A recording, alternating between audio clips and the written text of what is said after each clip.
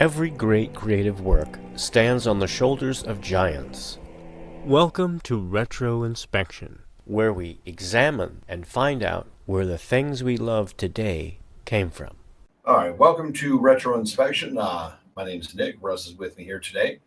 And today we're going to be talking about Robert E. Howard's, not his first Conan story, but I believe the third Conan story, The Tower of the Elephant.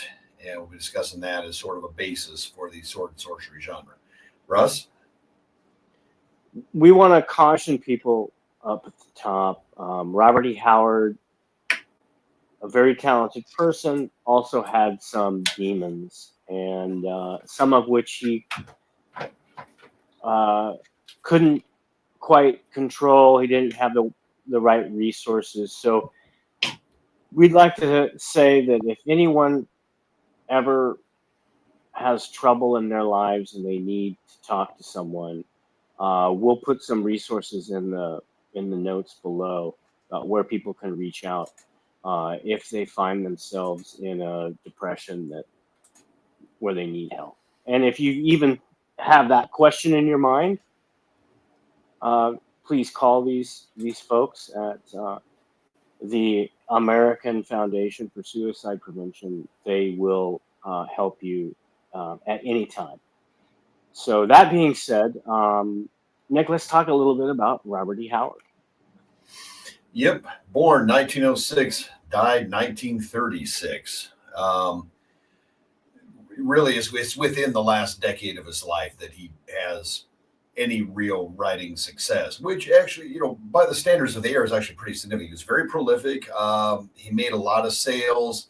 The Depression interfered with his career probably more than anything else, because in the early 30s, as the Depression worsened, it started killing markets. And he had already been publishing. He had stories about a two-fisted sailor that had adventures in the Pacific. He hadn't quite started with he had done some cowboy stories. He had done like some Jack London. Jack London was one of his idols. He'd done some Jack London type adventure stories. He had done, some horror stuff, some weird tales, as they were known at the time. And as there was a magazine of that name, which we'll get to in a minute. He hadn't quite started his famous correspondence yet, but he was a working writer within the last decade of his life, and after a certain point, he didn't do anything else. He'd had other jobs. He'd been a stenographer. He'd been a bookkeeper. He trained as both at the college level. His college career had been kind of in fits and starts, but once he really got into writing, he was able to persevere through it, even through the worst of the Depression, to varying degrees. But you would make enough to sustain himself after a point with that as his sole employment. And he started very young, right? He started writing in high school with some friends. Yeah, I mean, it's the high school literary magazine stuff that a bunch of us have been through that stage. But yeah, he gets to that, and he has the usual round of rejections before he's able to get into the right markets and make the editors happy. But again, this is the height of the pulp era, despite the external economic forces being exerted on it. And there's a lot of opportunity out there, and they need a truckload of content. When we talk about The Shadow, we'll talk about this same kind of phenomenon having an effect on Walter Gibson, and someday we will get to The Shadow. A lot of markets dry up, but that does recover after a certain point as well. And he never really made a lot of money doing this, right?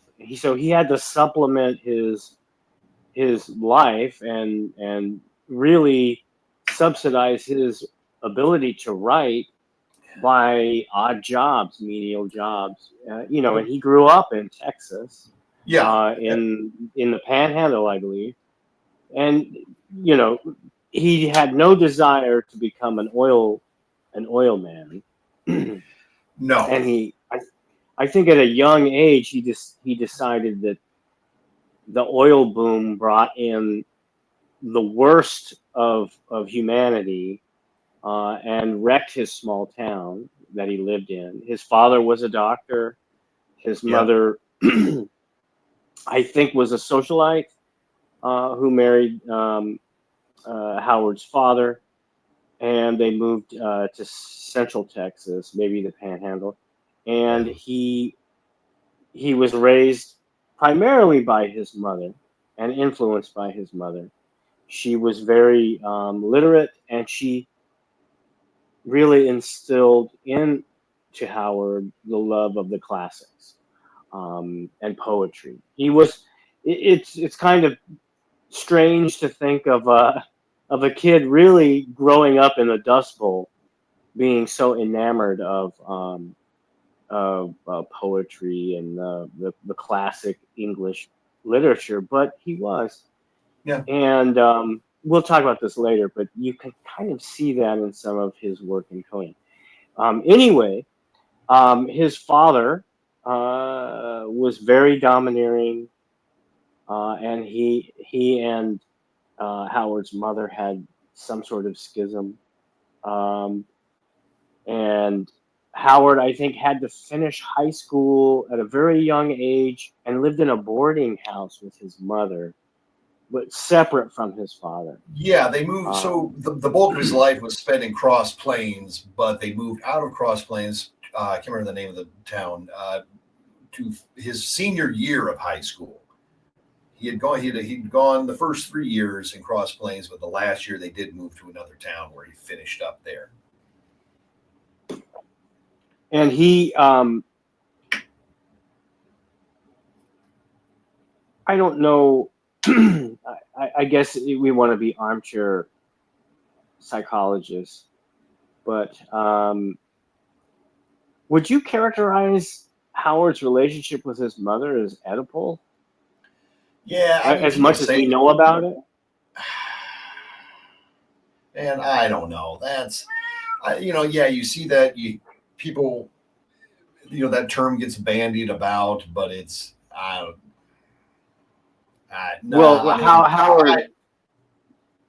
Howard's life is pretty rife with controversy, and his work is rife with controversy.